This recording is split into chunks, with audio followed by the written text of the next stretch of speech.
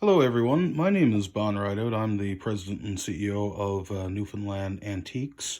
The reason for this video is I just wanted to take a video and talk a little bit about some fake items, reproduction items, and I guess this little sword here kind of inspired me to do this. This particular item came into my possession. It was originally well, I knew what it was anyway, but it was purchased. The guy who had it, and I think he was being honest. Actually, he claimed it to be a cavalry sword, and anyway, I purchased it. Got a real good deal on it. But anyway, it's as far from a cavalry sword, I guess, as you could probably imagine. But it did entice me to create this video. And the reason for that is we're seeing a lot of really good fakes. One time, if you had any knowledge in a particular genre at all, you could kind of pick out a fake, kind of like a sore thumb. But it seems like today fakes are coming out of China, India, and various other countries that are really, really good, especially in the coin world. We're actually even seeing fakes come out that are certified now by, bogus certification companies, and they're really, really good. They have the same weight, the same alloys, different alloys, but the only true way to tell is actually put a device on the coin to tell what materials it's made out of, and the guys are getting really good now. This particular item here is like I said, it was sold as a cavalry sword to one of my buyers, and anyway, he was really impressed with it when he brought it to me. And anyway, this particular item is obviously it's not a cavalry sword. It was purchased as a Civil War cavalry sword from around the 1860s. And anyway, what it is actually, it's an Indian reproduction from approximately 1970. And the reason, I just want to show people, because I'm sure there are people that it can fool. It did fool one of my buyers, which is kind of funny because well, we don't see a lot of swords every day, but this one should stick out like a sore thumb.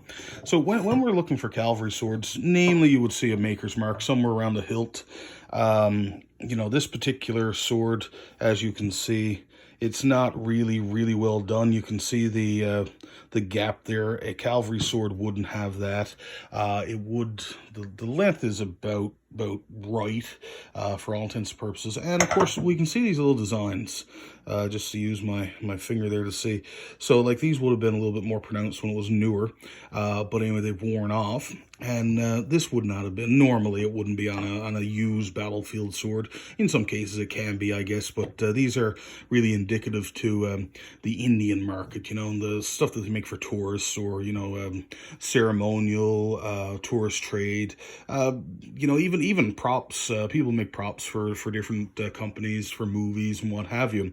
And they can sometimes get into the hands of people who are not as honest as, say, your friendly neighborhood antique dealer or whatever, and ultimately they're sold incorrectly. And sometimes the people know it, sometimes they don't. But just some things to look for.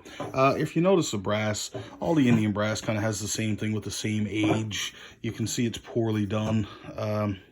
There's actually a little this here that wouldn't. This is not period for sure. But anyway, you can see that. And another thing to look for too is, I don't know if you can tell with the camera here, but this particular item was never sharpened. So obviously you wouldn't go into battle or any type of fight with a blunt sword.